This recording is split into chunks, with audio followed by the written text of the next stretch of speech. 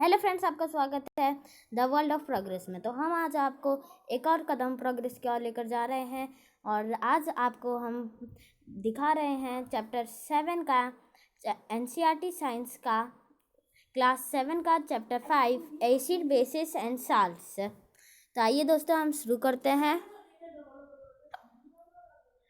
We use in our daily life a larger number of substance such as lemon टार्मिन।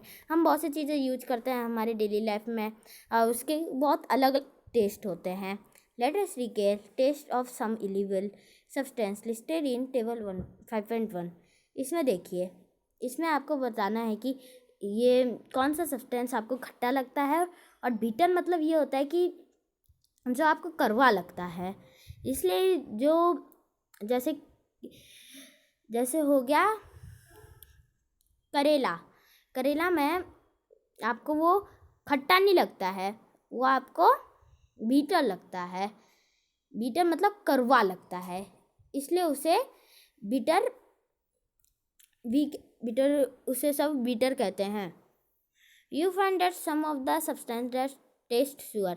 आपने देखा है कि कुछ सब्सटेंस खट्टे होते हैं तो कुछ बीटर होते हैं, मतलब जो कड़वे होते हैं। अब आते हैं एसिड और बेसिस के बारे में जानते हैं। कर lemon juice, orange juice and vinegar taste sour. ये सब चीज़ें हैं, वो सब खट्टा रहता है, और क्योंकि इन सारे सब्सटेंस में एसिड रहता है और ये सब एसिडिक से आते हैं। और जो ये एसिड वर्ड है वो एक्वायर वर्ड से निकला है, जिसका मतलब है सुअर, मतलब खट्टा। The acid in this substance are naturally acids. और जो इन सारे सब्सटेंस के अंदर रहता है वो सब हमें प्रकृति से मिलते हैं, मतलब naturally acids. What about baking soda? तो आप बेकिंग सोडा के बारे में क्या कहेंगे?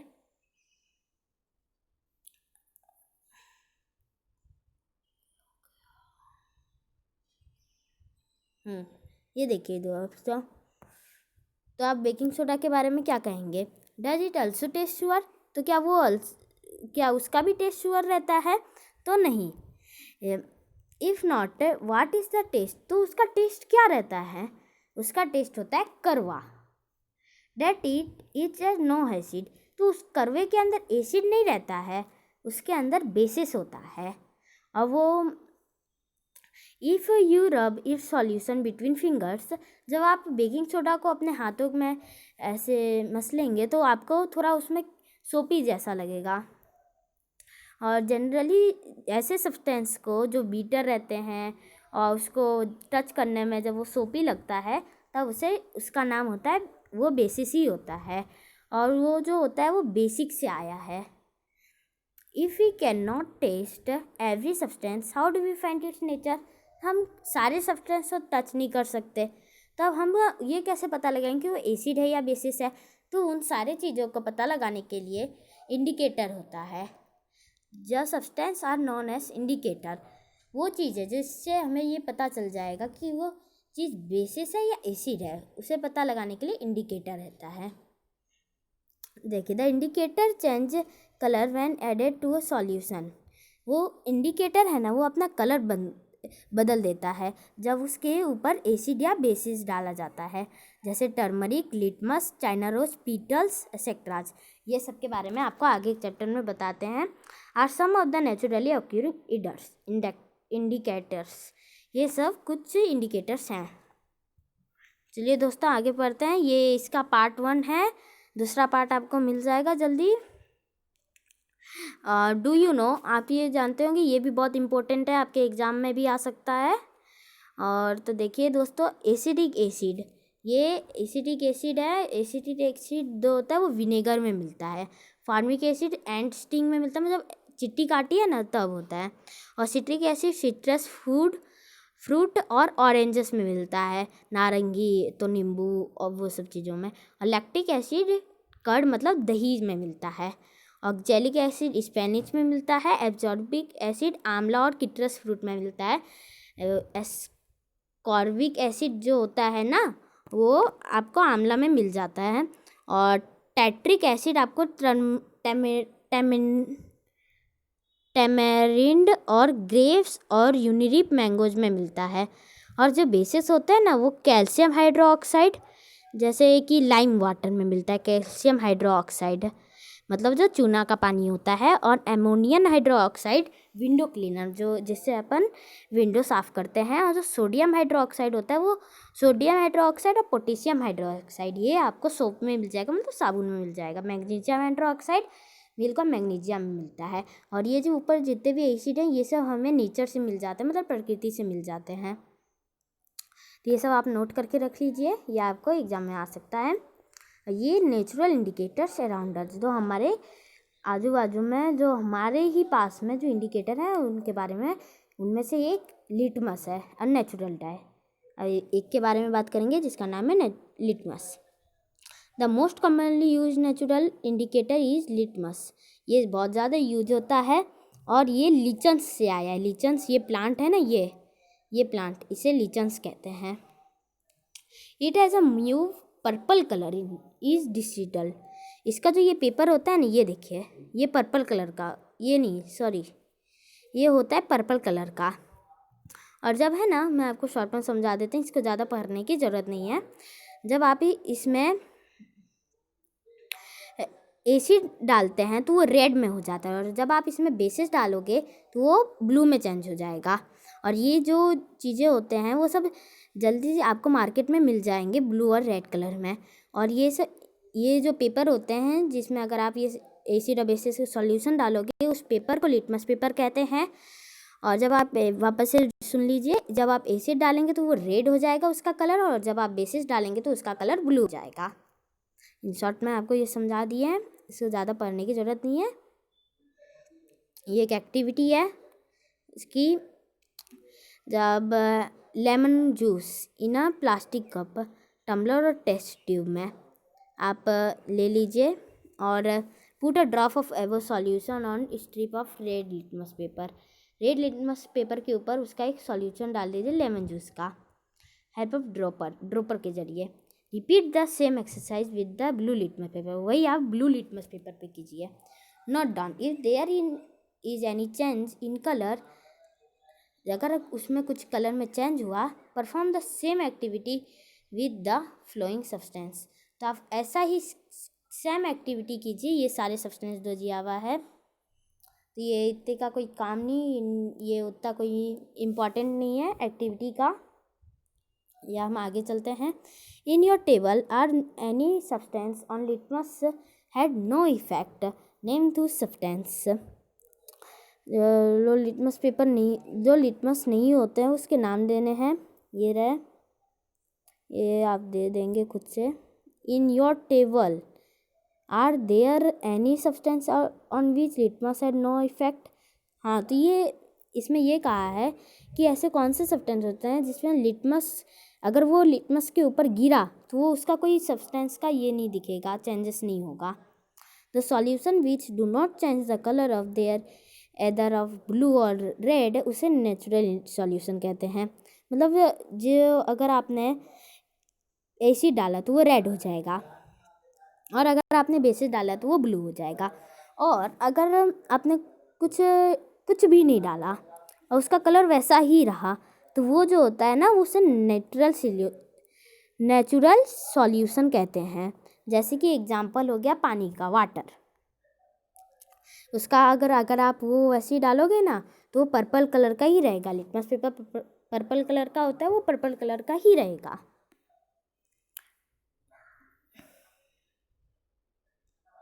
ये देखिए, ये आया turmeric is another natural indicator. अब टर्मरिक की बात है, आप एक्टिविटी 5.2 में जाइए जरा। टर्मरिक का तो मैं आपको बता देता हूँ, आप ये सब लिख लेना एग्ज़ाम में, है ना, आप ऐसे ही लिखना। मैं आपको अदर एग्जांपल दे देता हूँ कि जैसे आपके शर्ट पे कभी टर्मरिक गिर जाती है, और अगर आप उस पर साबुन लगाते हो तो वो लाल कलर का हो जाएगा। वो कौन सी कलर की होती है टर्मरिक? पीली कलर की। तो जब आप उसमें साबुन लगाओगे तो वो लाल कलर का हो जाएगा। और अगर उसमें आप वही कोई भी एसिड गिराओगे तो उसका कलर नहीं चेंज होगा, क्योंकि टर्मरिक खुद एक एसिड है। टर्मरिक खुद एक एसिड, और जो ये होता है ना, ये न्यूट्रल सॉल्यूशन, वो अगर आप किसी पे भी गिराओगे तो उसका कलर वैसा ही रहेगा। न्यूट्रल सॉल्यूशन से कोई भी चीज़ चेंज नहीं होगी। और ये अलग ही, इसमें आप देख लीजिएगा, इसमें एक टर्मरिक का एक स्ट्रिप लिया गया है पेपर का, उसके ज़रिए आपको बताया गया है। अगर आपका एग्ज़ाम में अगर लिखना है तो आप ऐसे ही लिखिएगा। और इसमें ये दिया हुआ है कि लाइम वाटर कैसे बनता है, जो चूना का जो पानी होता है वो कैसे बनता है। तो आप एक टम्बलर मतलब एक ट्यूब होता है, उसमें ना चूना ले लीजिए और उसमें stir the solution and keep food for some time, और उसमें ना वाटर डाल के उसे थोड़ी देर तक रहने दीजिए, पूरा लिटिल फ्रॉम द टॉप। उसमें ऊपर से थोड़ा पानी गिराइए, फिर उसके बाद देखिए कि अंदर थोड़ा लाइम वाटर बन जाएगा। मतलब ऐसा है कि आप एक ग्लास ले लीजिए, उसमें आप चूना डाल दीजिए, पानी डाल दीजिए, थोड़ी देर तक रहने दीजिए मिक्स करके, फिर ऊपर का थोड़ा सा पानी गिरा के फिर आप देखिएगा तो उसमें चूना बन जाएगा, लाइम वाटर बन जाएगा, मतलब चूने का पानी बन जाएगा। और ये देखिए इसमें आपको लिखना है कि कुछ सब्सटेंस होते हैं जो, जैसे कि वो एसिड है, या उसमें लिटमस पेपर एगो आपको लेना है, उसमें अगर आप कुछ सब्सटेंस गिरा के देखिए उसके नाम लिखना है, और फिर अगर वो रेड कलर में चेंज होता है तो इधर रेड कीजिए, इधर ब्लू कीजिए, और फिर वो क्या है, एसिड है या बेसिस, वो आपको लिखना है। ये आप खुद से कर देंगे, बहुत ईजी है। और ये देखिए एक एक्टिविटी बताई गई है, you can prepare a greeting card. आप एक ग्रीटिंग कार्ड बना सकते हैं फॉर किसी भी हैप्पी बर्थडे या किसी के लिए भी। अप्लाई टर्मरिक पेस्ट, एक पेपर के ऊपर आप टर्मरिक लगा दीजिए और फिर वाइट पेपर के ऊपर and draw a beautiful flower with soppy solution. फिर आप है ना उसके ऊपर सॉप का जो सॉल्यूशन होता है ना, मतलब जो सॉप होता है उसको पानी में मिक्स कर लीजिए और फिर उससे बनाइए कुछ ड्राइंग। तो फिर जो टर्मरिक होता है उसके ऊपर तो बेस होता है, मतलब सॉपी तो बेस हो गया, तो वो लाल हो जाएगा, तो उससे अच्छा कलर लगेगा। ये देखिए ये सॉफ्ट सॉल्यूशन हो गया, ये टर्मरिक पेस्ट हो गया। टर्मरिक पेस्ट एक वाइट पेपर पर लगा दिया गया है, सॉफ्ट सॉल्यूशन अगर आप बनाएंगे तो वो लाल कलर का हो रहा है। देख लें, similarly test the solution listed in table 5.3। ऐसे आप ये सब भी कीजिए, ये दिया है। And note down your observation, you try the solution. अब आया चाइना रोज, दूसरा इंडिकेटर हो गया। आप कुछ चाइना रोज ले लीजिए, उसे गूदल भी कहते हैं, petals, and place them in the beaker. फिर उन्हें एक ट्यूब में रख दीजिए, ऐसा बीकर में। फिर आप उसे ना थोड़ा मसल दीजिए, तो वो उसके अंदर पानी मिला दीजिए, तो वो उसका जो कलर होगा ना, उसमें आप अगर बेसिस डालेंगे तो वो ग्रीन कलर का हो जाएगा। ये देखिए दोस्तों, अगर आप उसमें बेसिस डाल दोगे तो ये ग्रीन कलर का हो जाएगा। ये देखिए, अगर आप वही इसमें अगर आप एसिड डालोगे तो ये ऑरेंज कलर का हो जाएगा। ऑरेंज नहीं, इसको डार्क पिंक कहते हैं, मैजेंटा कलर का हो जाएगा। डार्क पिंक मैजेंटा होता है। क्या दोस्तों, चलिए आगे। ये देखिए वही है, वार्म वाटर में डाल दीजिएगा, उसको क्रश करके मतलब मसल के, जो चाइना रोज होता है। फिर अगर उसमें आप बेसिस डालोगे तो वो ग्रीन कलर का हो जाएगा, और फिर अगर आप उसमें एसिड डाल दोगे तो वही मैजेंटा कलर का हो जाएगा, मतलब डार्क पिंक कलर का हो जाएगा। I am not getting the same result when using soil baking soda on dry litmus paper, why? Make a solution of baking soda and then try. ये उतना important नहीं है दोस्तों। ये देखिए, पहली बाउट द फ्लोइंग पहली रीडर फॉर यू। ये कुछ पहली हैं, वो आप सॉल्व कर दीजिएगा। और ये एक एक्टिविटी आया है, teacher requested to the dilute solution of the flowing chemicals from his air school laboratory on a form of battery nearby house. acid ले लिया। The effect of 3 indicator and each of these solutions recorded your observation table 5.5। ये activity भी उतनी important नहीं लगती है, नहीं करना है तो आप नहीं कर सकते हैं, अगर करना होगा तो कर लीजिए। ये देखिए, ये अब आया ये एसिड रेन के बारे में। ये आपको एग्ज़ाम में पूछा जा सकता है, तो ये आप अच्छे से देख लीजिए और नोट डाउन भी कर लीजिएगा। ये आपको एग्ज़ाम में आ जाएगा कि एसिड रेन से क्या होता है, वो कैसे होता है। Are you familiar with the term of, आप एसिड रेन के बारे में जानते होंगे, उससे बहुत से डैमेज होते हैं। As the name indicator the rain containing excess of acid, मतलब जो रेन होता है ना उसमें बहुत सारे एसिड आते हैं तब उसे एसिड रेन कहा जाता है। Where do these acids come from, वो एसिड कहाँ से आते थे? वो जो एसिड होते हैं वो सब फैक्ट्री में जो काम होता है ना तो उसके थोड़ी बहुत धुएं के जरिए एसिड भी निकल जाते हैं, तो वही फिर बादलों में चल जाते हैं, फिर बादलों में वो रेन के साथ मिक्स हो जाते हैं, वही एसिड। फिर जब वो पानी होती है ना, बारिश होती है, तो उसके साथ बारिश के साथ ही वो भी आ जाते हैं।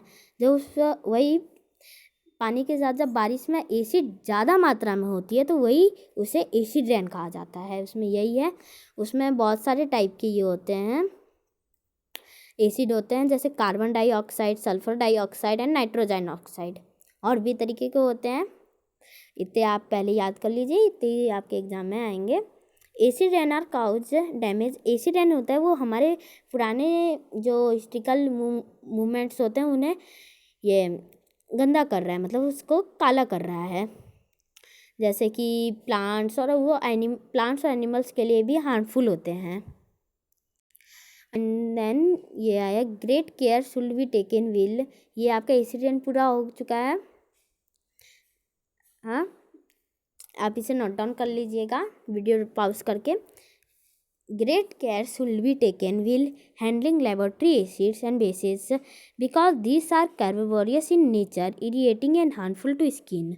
आप जब लेबोरेटरी में ये सब काम करेंगे एसिड बेसिस का तो आप बहुत सावधानी से कीजिएगा, क्योंकि एसिड और बेसिस हमारे हाथों को नुकसान पहुंचा सकते हैं। नेचुरल एसिड्स तो नहीं पहुंचाएंगे, जैसे कि टर्मरिक, वो सब कोई भी नहीं पहुंचाएंगे।